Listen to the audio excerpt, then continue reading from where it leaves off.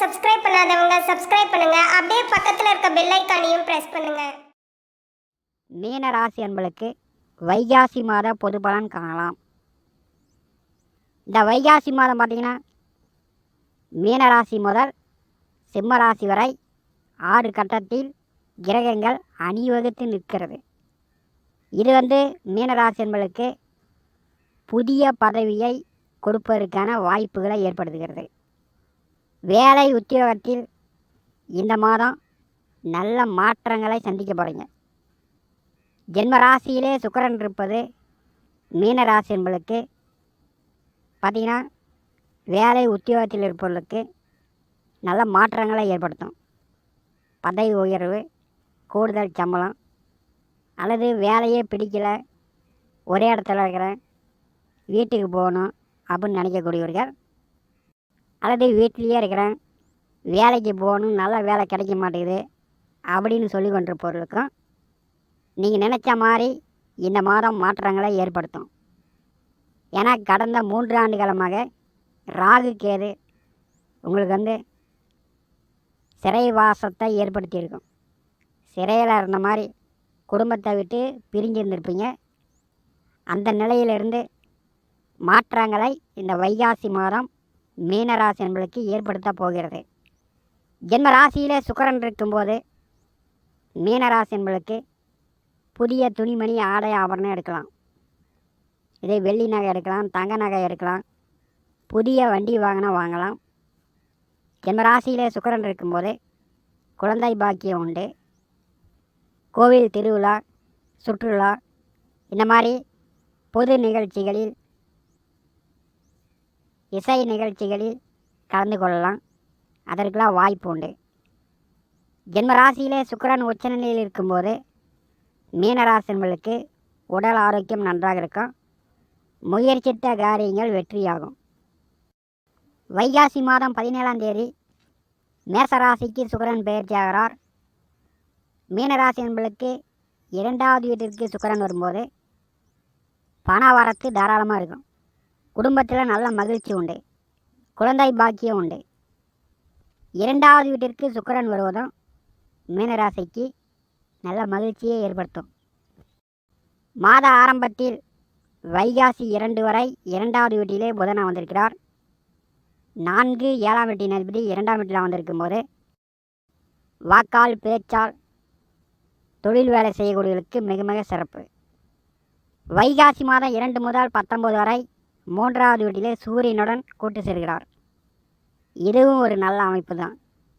3வது வீட்டில் இருக்கக்கூடிய சூரியன், புதன் அரசு தேர்வு எழுதக்கூடியவர்கள், தேர்வு எழுதினீங்கன்னா அரசு வேலைக்கு வாய்ப்பு உண்டு. அரசு மூலம் வேலை உத்தியோகம் பார்க்கக்கூடியவர்களுக்கு உதவிகள் கிடைக்கும்.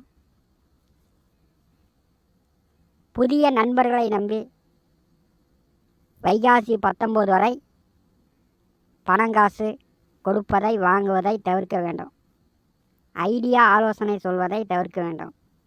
வைகாசி 2 முதல் 19 வரை ஒரு சிலருக்கு கெட்ட பழக்க வழக்கம் ஏற்படும். 3வது வீட்டிலே புதன் செல்லும்போது முன் யோசனை இல்லாமல் எதையும் செயல்படுத்தக்கூடாது. வைகாசி மாதம் 19ஆம் தேதி 4வது வீட்டிலே புதன் ஆட்சி பெறுகிறார். புதன் குரு கூட்டணி. சுகஸ்தானத்திலே புதன் செல்லும்போது பார்த்தீங்கன்னா குடும்பத்தில் சுபகாரிய பேச்சுவார்த்தைகள் ஏற்படும். மாமன் மச்சான்கள் வழியில் அவங்க குடும்ப விழாவுக்கு, சுப விசேஷ காரியங்களுக்கு சென்று வருவீர்கள். 4வது வீட்டிலே புதன் குரு கூட்டணி சேரும்போது நல்ல பண வரவு, புதிய தொழில் தொடங்க, வியாபாரம் தொடங்க ஏற்ற காலமாக இருக்கும். வைகாசி 19க்கு பிறகு நண்பர்களுடன், கூட்டாளிகளுடன் சேர்ந்து புதிதாக தொழில், வேலை, வியாபாரம் மீனராசி என்பதற்கு ஏற்படும். மாமன் மச்சன்கள் மூலம் உதவி கிடைக்கும். நண்பர்களால் ஆலோசனை கிடைக்கும். சுகஸ்தானத்திலே புதன் செல்லும்போது தாயார் உடல் ஆரோக்கியம் நன்றாக இருக்கும். பேச்சு தொழில், வாக்கால் தொழில் செய்யக்கூடியவர்கள் 4வது வீட்டிலே புதன் செல்லும்போது ஆசிரியர்கள், ஜோதிடர்கள், கணக்கு வழக்கு சம்மந்தப்பட்ட தொழில் வேலை செய்யக்கூடியவர்களுக்கு மிக பிரமாதமாக இருக்கும். மாத தொடக்கத்தில் பூர்வ புண்ணியஸ்தானாதிபதி சந்திரன் 9வது வீட்டிலே செல்கிறார். செவ்வாய் சந்திரன் பரிவர்த்தனை யோகம் சகல பாக்கியங்களை கொடுக்கப் போகிறது. மனதில் இருந்து வந்த பயம், பதற்றம் இதெல்லாம் நிவர்த்தியாகும். தந்தையால் உதவி கிடைக்கும். தந்தை இந்த மாதம் உங்களுக்கு பக்கபலமாக இருப்பார். மீனராசிக்கு 5வது வீட்டிலே செவ்வாய் செல்கிறார். புதன் நட்சத்திரத்திலே செவ்வாய் இருக்கும்போது மனக்குழப்பங்களிலிருந்து விடுபடுவீங்க. குழந்தைகளுக்கு படிப்பு செலவு, குழந்தைகளுக்கான எதிர்கால முன்னேற்றத்திற்கான செலவுகளை ஏற்படுத்தும். மாதக்கிரகமான சூரியன் மீனராசிக்கு சத்ருஸ்தானாதிபதி 3வது வீட்டிலிருந்து இந்த மாதம் தொடங்கும்போது நல்ல மாற்றங்களை ஏற்படுத்த போகிறது. வேலை உத்தியோகம் பார்க்கக்கூடியவர்களுக்கு ஒரு பதவி உயர்வுடன், புதிய பதவியுடன் உங்களுக்கு கௌரவ பதவியை கொடுக்க போகிறது. 3வது வீட்டில் சூரியன் செல்லும்போது முயற்சித்த காரியங்கள் அனைத்தும் வெற்றியாகும். எந்த காரியத்துக்கு முயற்சி செய்கிறீங்களோ அந்த காரியங்கள் வெற்றியாகும். பகை எதிராளி தொல்லை நீங்கும். உடல் ஆரோக்கியம் நன்றாக இருக்கும். நோய் நொடி மருத்துவ செலவுகள் இந்த வைகாசி மாதம் மீனராசி என்பதற்கு நீங்கும். மீனராசிக்கும் தனுசு ராசிக்கும் அதிபதியானவர் 4ஆம் இடமான சுகஸ்தானத்திலே குரு பகவான் செல்கிறார். செவ்வாய் நட்சத்திரத்திலே குரு செல்லும்போது விவசாயம், மண், நிலம், பூமி சார்ந்த வேலை தொழில் செய்யக்கூடியவர்கள் முன் யோசனையுடன் தொழிலில் முதலீடு போட்டு கால நேரம் அறிந்து விவசாயிகள் பயிர் பண்ணிங்கன்னா நல்ல மகசூல் எடுக்கலாம். 4வது வீட்டிலே குரு செல்லும்போது 5வது வீட்டை இயக்குவார். கோச்சாரத்திலே குருவுக்கு 4ஆம் இடம் சாதகமாக இல்லாத அமைப்பு. மனசில் நிம்மதி இல்லாமல், மகிழ்ச்சி, சந்தோஷம் இல்லாமல் 4வது வீட்டிலே குரு செல்லும்போது ஏற்படும். வீடு மாற்றம், வேலை உத்தியோகத்திற்காக வீட்டை விட்டு வெளியில் தங்குற மாதிரி நிலை, அல்லது இதுவரை வீட்லேயே இருந்தேன் வேலை கிடைக்கலையே அப்படின்னு நினைக்கக்கூடியவர்கள் வேலை கிடைச்சி வீட்டை விட்டு வேலைக்காக வெளியில் தங்கக்கூடிய நிலை இந்த வைகாசி மாதமே மீனராசி என்பதற்கு ஏற்படும். சுகஸ்தானத்திலே குருபகான் செல்லும்போது தாயார் உடல் ஆரோக்கியம் நன்றாக இருக்கும். மற்றபடி மாமன், மச்சான், சொந்த பந்த உறவுகள் மத்தியில் பகை விரோதம் ஏற்படும். தொழில் செய்து கொண்டிருப்பவர்கள் தொழிலில் அதிக முதலீடு போடுவதை தவிர்த்து ஆதாயம் அறிந்து செயல்பட வேண்டும். ஏன்னா குருபகனுடைய 7ஆம் பார்வை தொழில்ஸ்தானத்தின் மேல் விழுகிறது. வேலையாட்களை வைத்து தொழில் செய்து கொண்டிருப்பவர்களுக்கு வேலையாட்கள் பற்றாக்குறையை ஏற்படுத்தும்.